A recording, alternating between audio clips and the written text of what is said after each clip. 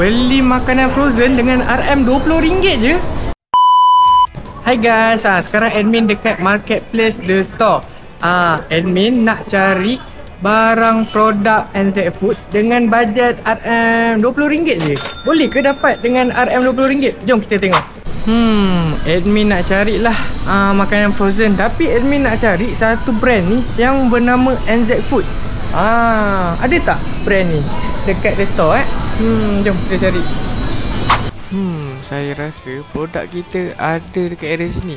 Kan dah cakap dah jumpa dah produk kita. Wah, banyak juga pilihan produk NZ Food dekat sini.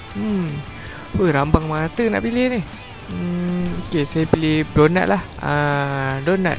Kalau beli donat dekat sini, beli 4 dah dapat dah. Cukup dah bajet RM20 kita tu.